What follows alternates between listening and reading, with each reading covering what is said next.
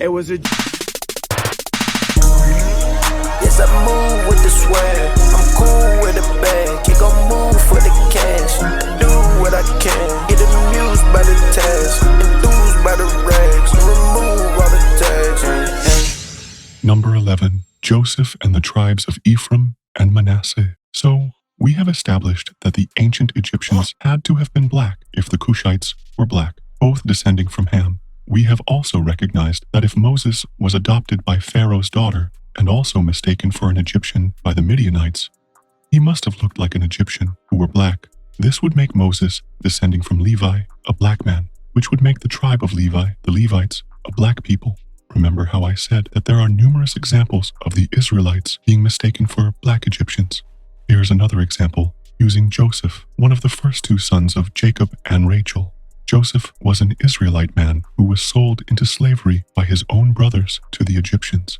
He was a servant until he was imprisoned, but was then released and elevated to being an Egyptian ruler through successfully interpreting dreams the Pharaoh had received, making him an Israelite ruler over Egyptian land. During the years of famine that he had successfully interpreted through Pharaoh's dreams, his 11 brothers came to visit Egypt from the land of Canaan. What is very interesting about this story is that none of his 11 brothers recognized Joseph when they saw him in Egypt at all. Why, you might ask? I think you already know, because Joseph looked just like an Egyptian, which meant he looked black, just like the Egyptians. This immediately proves that Joseph was black, just like the people he was ruling over. So we know that Joseph is black, and guess what? He had a black Egyptian wife, Asenath, who was the mother of Ephraim and Manasseh.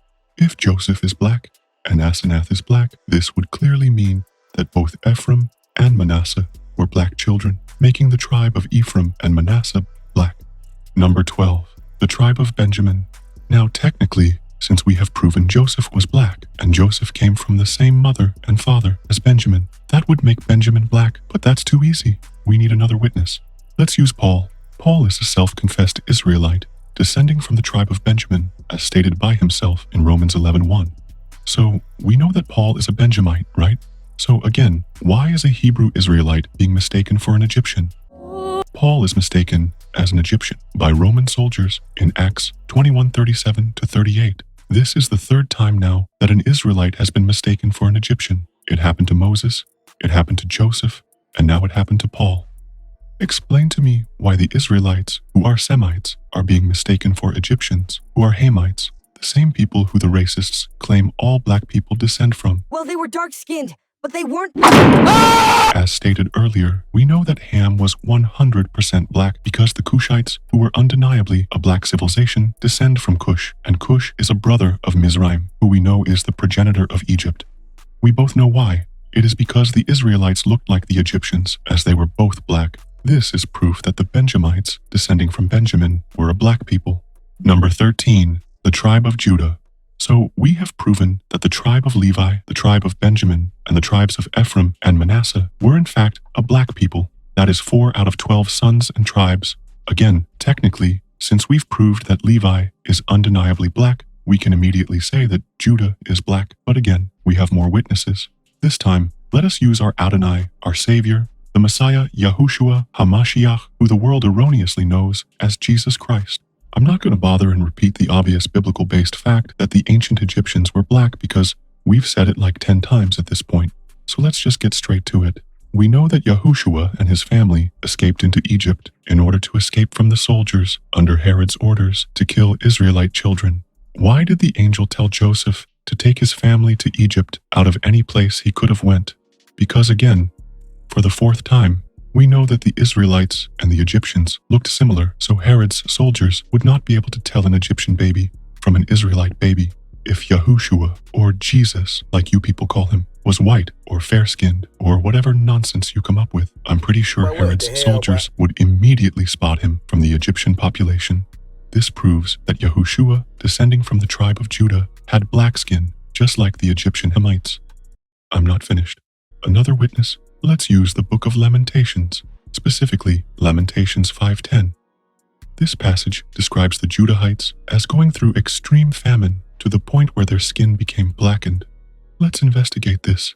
It is a scientific fact that black individuals are very likely to experience a darkening of skin due to going through extreme famine, due to malnutrition resulting in hyperpigmentation, which causes the skin to look blacker than usual. However, this is rarely the case when it comes to white, fair-skinned, or olive-toned individuals. They are more likely to have the skin become grayer or paler than usual, or in some cases turn red, but rarely, and I mean rarely, turn black. This passage describes the Judahites as a collective having black skin, meaning that all of them experience the darkening of the skin. And if we are to be logical and consistent with the science, it makes a lot of sense that these individuals were of the initial dark skin tone, and due to malnutrition, their skin became much more darker. The same thing is described in Lamentations 4:8, their visage being black. All of the evidence, both scientifically and biblically, point to the Israelites being a black people. This proves that the tribe of Judah were indeed a black people. Wait, I almost forgot. We have another witness. Let's use Judah and his sons. Judah had a son called Pharez, according to 1 Chronicles 4:1. Perez had a son called Hezron, who had a son called Asher. This means Asher descends from the tribe of Judah. Guess what Asher's name means? Yep, black. Now why would Hezron call his son that? Number 14. The tribes of Reuben, Simeon, Issachar, and Zebulun. Now, unfortunately, we do not have any other witnesses that explicitly prove the blackness of Reuben, Simeon, Issachar, or Zebulun. However, as we know that both Judah and Levi are black coming from the same mother and father, it makes logical sense to say that Reuben, Simeon, Issachar, and Zebulun were indeed black people coming from the same mother and father as Judah and Levi, making their tribes black also. To further solidify this conclusion, if Joseph was indistinguishable from the Egyptians, then his brothers, Reuben, Simeon, Issachar, and Zebulun, who visited him in Egypt, would have likely shared a similar appearance. This strongly implies that these tribes also had features similar to the dark-skinned Egyptians, making them heads of black tribes also. Don't worry, as the video goes on, I will leave absolutely no room for doubt of the Israelites as a whole, every tribe being a black people. Just you wait. Number 15. The tribes of Dan, Naphtali, Gad, and Asher. So far, we have proven 8 out of 12 tribes of Jacob are black. Levi, Ephraim, and Manasseh of the house of Joseph, Benjamin, Judah, Reuben, Simeon, Issachar, and Zebulun. That is 2/3. If it wasn't clear before, we can now clearly conclude that Jacob was indeed a black man. If all the other sons are black, this makes Jacob black. If we know he is black, and he had 4 other sons from the 2 concubines, Zilpah and Bilhah, who were most likely from the land of Haran, which we have proven was a land full of black people, this means that Dan, Naphtali, Gad, and Asher would not have been pale or fair-skinned. They would have been black. There are no additional witnesses for these sons, but we're about to prove that every single tribe was indeed full of black people. Number 16. The Israelites in Egypt. I kind of feel bad that we did not have more witnesses for the last 2 points, but this point here is a witness that immediately proves those 2 points correct. Let's talk about the Israelites as a whole when they were in Egypt. Specifically, let's talk about the death of Jacob, also known as Israel. After Israel died, Joseph pleaded to the household of Pharaoh to bury his father in the land of Canaan, due to an oath he made with his father, along with his brothers' households and his father's household, according to Genesis 58. Pharaoh agreed, and the Israelites traveled from Goshen to the land of Canaan to bury their father and mourn. I want you to read Genesis 50:11. For the 5th time, I repeat, for the 5th time, why are all the Israelites being mistaken for Egyptians? Why do Israelites who are Semites keep being mistaken for a Hamitic people? In this verse, we have proof that all members of the house of Israel were being mistaken for Egyptians by the Canaanites. Moses was mistaken for an Egyptian by the Midianites and was adopted by an Egyptian family. Paul was mistaken for an Egyptian by the Romans. Joseph could not be differentiated from the Egyptian population he was ruling over. Yahushua and his family hid amongst the Egyptians while escaping from Herod, and now we have all of the Israelites being mistaken for Egyptians by the Canaanites. This is exactly why they do not want you to believe the ancient Egyptians were black, even though Mizraim was a brother of Kush. They do not want you to believe the ancient Egyptians were black, because by implication, that would make the Israelites black also. Remember this. You now have 5 biblical examples of the Israelites and the Egyptians looking similar. a Semitic and a Hamitic population that look alike.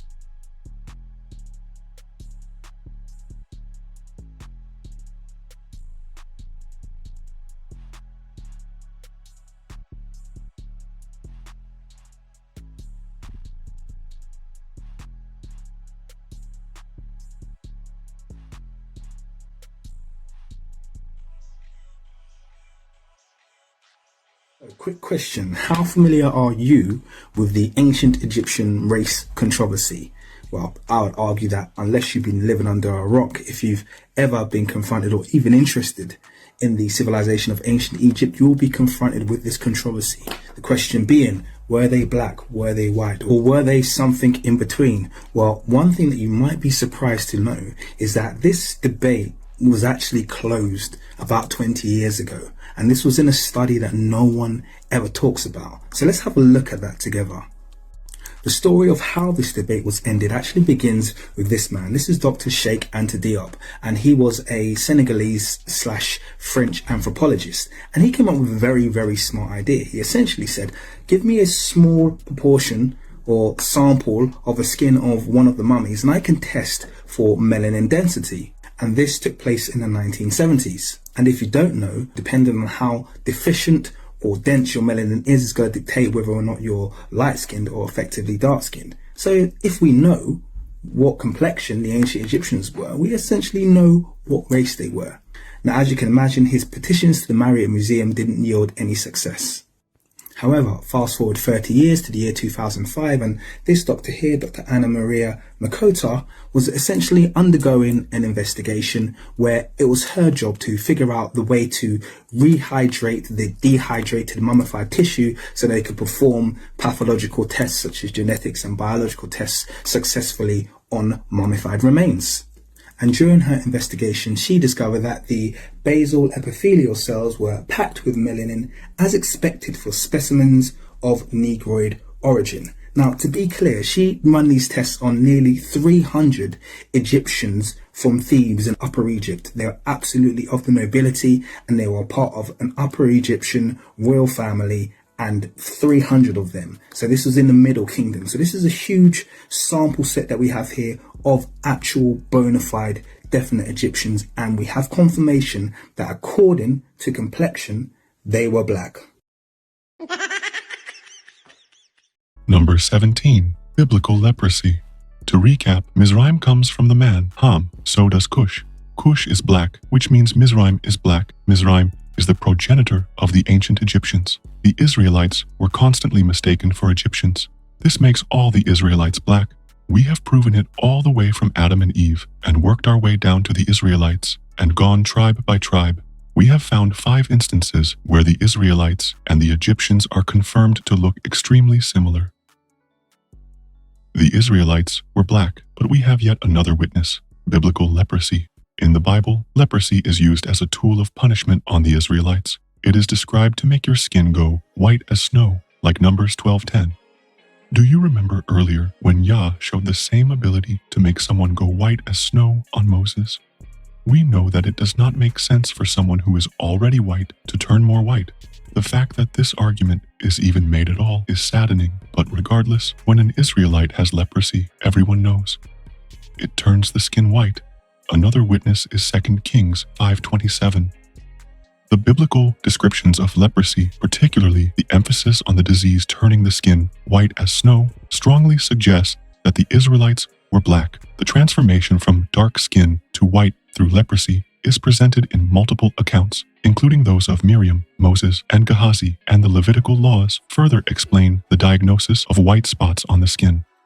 The contrast between dark skin and the whitening effects of leprosy provides clear evidence that the Israelites were a dark-skinned people. Leprosy would only be described in such dramatic terms if the natural complexion of the people affected was black and the condition drastically altered their appearance. Therefore, these biblical accounts serve as strong proof that the Israelites, including all the 12 tribes, were black. Number 18. Simeon called Niger, Acts 13:1. Just read it. It tells us that Simeon was called Niger. Just to check, what does this word mean in the biblical context? Oh, okay. So we have a guy literally being called black here.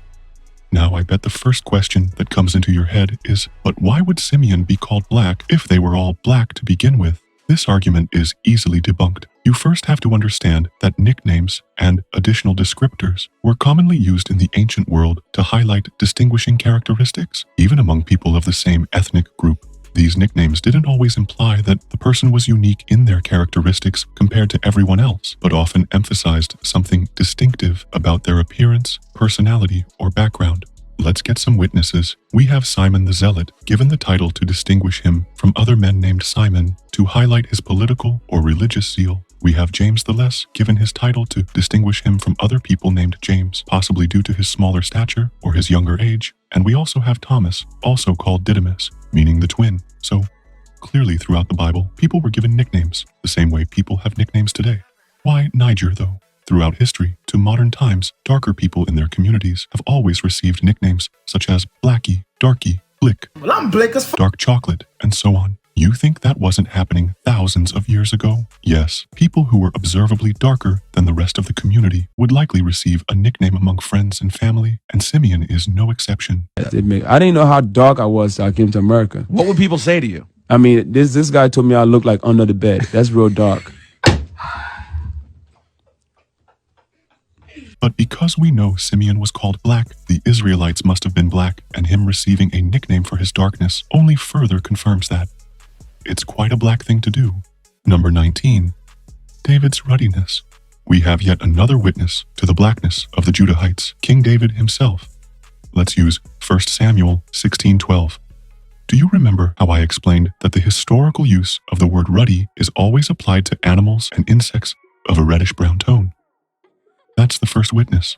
The second witness is the fact that a Bible version almost a century older than the King James Version replaces the word ruddy with the word brown. So, people from over 500 years ago knew that the word ruddy is synonymous with a reddish-brown tone. The third witness is the use of the word ruddy in literary context. Having ruddy skin is also associated with having vitality and health, which is clearly pointed out in the verse. Look at this definition from the 1939 International Standard Bible Encyclopedia. It says, and I quote, "The dark-skinned Hebrews found great beauty in a clear complexion." So the Hebrews, who were dark-skinned, found beauty in someone who had a fair, clear complexion of a ruddy tone. It was associated with having health and vitality, unlike when they were going through famine and had their skin turn oven black. 3 witnesses. Number 20, Yahushua Ha'Mashiach. For this next one, I'm gonna refer you to a video I made earlier. Enjoy.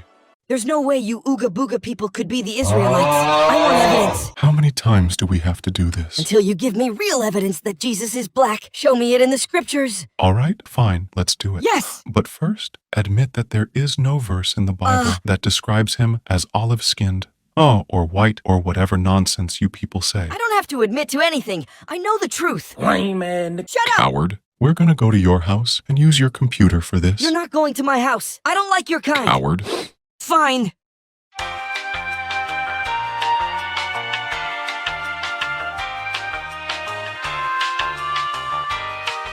Don't say a word. Of course you live in a shack in the middle of a trailer park. I expected nothing less. I hate you. Let's go inside. Your room stinks. So how are you going to prove to me that literally anyone in the Bible was black? Okay, do you believe that in the book of Daniel, Daniel was having a vision of a pre-incarnate Christ before he came into flesh? Sure, so what? Let's read Daniel 10:5-6. His body also was like the beryl, and his face as the appearance of lightning, and his eyes as lamps of fire, and his arms and his feet like in color to polished brass, and the voice of his words like the voice of a multitude. Notice the word used to describe his body is beryl. What does beryl look like? Like this! None of these look like black people's skin. Look at the Hebrew word used for beryl. It's tarshish, literally meaning a precious stone, and according to the Strong's Concordance, it most likely would have been yellow jasper. No! I don't agree! He meant that his body was yellow, like brass. It says it in the verse. Let's take a look at the Hebrew again. The Hebrew word being translated as brass is nekosheth, which would be copper or bronze. So in this context, he had skin of burnished copper or bronze. What color would that be? No! It was brass! Let's look up burnished brass then. That's strike 1. Now let's look at Revelation 1:15. Look! It says brass! You rely way too much on translations. Look at the Greek. The Greek word being used here is chalkolibano, which means fine or burnished bronze, It which says is brass. consistent from Daniel's vision of Christ and the vision John is also having. What color is that again? Strike 2. That doesn't count. The definition says brass, and it also says yellow color. You're a liar. Daniel and John both give a description of Christ as bronze or copper, a clearly brown I color. don't agree. Which people on earth are yellow? Wait, let me guess. You're gonna tell me Christ was Asian instead of white? Shut up! Anyways, this next example will prove that they are indeed saying Christ has the skin of a Negro. Revelation 4:3. Here we see the stones jasper and sardine being used to describe he who sits at the throne. Let's look at what color jasper is. Now let's look at sardine. What color are they? This is nonsense! So let's recap. We have burnished bronze or copper used twice by different prophets. We have yellow jasper, and we have sardius. Which people on earth have this color as their skin? Strike 3. You're out.